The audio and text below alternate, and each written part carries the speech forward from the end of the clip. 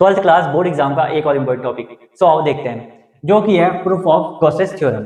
So regular surface के through Gauss's theorem का proof आता है एग्जाम में, और उसके न्यूमेरिकल भी गॉसेस थ्योरम से आते हैं। सो गॉसेस थ्योरम का प्रूफ करने के लिए हमें क्या करना पड़ेगा, रेगुलर गॉसियन सरफेस बनाना पड़ेगा और उसके सेंटर पे एक प्लस क्यू चार्ज होता है। ठीक है, सो हम क्या करेंगे, इस प्लस क्यू चार्ज से r डिस्टेंस दूर इलेक्ट्रिक फील्ड इंटेंसिटी निकालेंगे। क्लियर है? एंड हमें निकालना है क्यू के कारण इस गॉसियन सरफेस से होकर जाने वाला टोटल फ्लक्स कितना है। ठीक है, तो हम क्या करते हैं, एक छोटा सा एरिया वेक्टर ले लेते हैं। एरिया वेक्टर एक छोटा सा इलाका होता है जिसकी direction perpendicular to that surface होती है, बाहर की तरफ।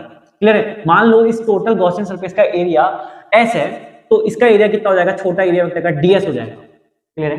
तो गॉसियन सरफेस हम लेते क्यों हैं, देखो मैं क्या कर रहा हूं, अगर मैं इसके थ्रू, इस छोटे से एरिया वेक्टर के थ्रू इलेक्ट्रिक फ्लक्स निकाल लूंगा, तो मैं ये निकाल सकता हूं कि पूरे सरफेस के थ्रू फ्लक्स कितना होगा। तो मैं क्या कर दूंगा, उसका इंटीग्रेट कर दूंगा। ये कुछ ऐसा ही है ना, इलेक्ट्रिक फ्लक्स क्या होता है, number of electric field line passing perpendicularly through a surface. So मैं ऐसा मान लेता हूं कि इस सरफेस से दो इलेक्ट्रिक फील्ड लाइंस जा रही हैं। ठीक है, कहने का मतलब है इस छोटे से इलाके का जो फ्लक्स है वो दो है, मतलब इससे दो इलेक्ट्रिक फील्ड लाइंस आ रही हैं। तो मान लेते हैं इस टोटल गॉसियन सरफेस का एरिया है 50 मीटर स्क्वायर। क्लियर है? अगर इतने से दो इलेक्ट्रिक फील्ड लाइंस आ रही हैं, तो पूरे सरफेस से जिसका एरिया 50 मीटर स्क्वायर है, उससे कितनी इलेक्ट्रिक फील्ड लाइंस जाएंगी, 50 टू 100। तो 100 इलेक्ट्रिक फील्ड लाइंस, मतलब कि इसका जो टोटल फ्लक्स आ जाएगा वो 100 आ जाएगा। ठीक है, मैंने आपको बहुत एक इजी लैंग्वेज में समझाया है। ठीक है, तो अब इसको मैथमेटिकली सॉल्व करते हैं। So flux is equal to total flux कितना हो जाएगा।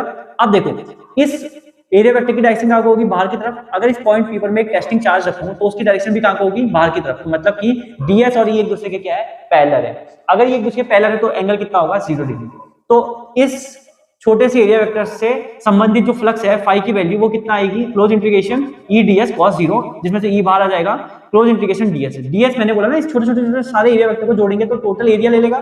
ठीक है, तो टोटल एरिया कितना होता है, 4 पाई r स्क्वायर। क्लियर है? अब electric field intensity due to a charge at r distance क्या होता है, 1/4 pi epsilon naught q upon r square. 4 pi से 4 पाई कैंसिल, r स्क्वायर से r स्क्वायर कैंसिल, तो हमारा क्या आ गया, q बाई एप्सिलॉन नॉट, जो कि होता है आपका गॉसियन थ्योरम। क्लियर है? आई होप आपको समझ में आया होगा। अगर वीडियो पसंद आई तो लाइक करें, चैनल को सब्सक्राइब करें। Thanks for watching. Radhe class.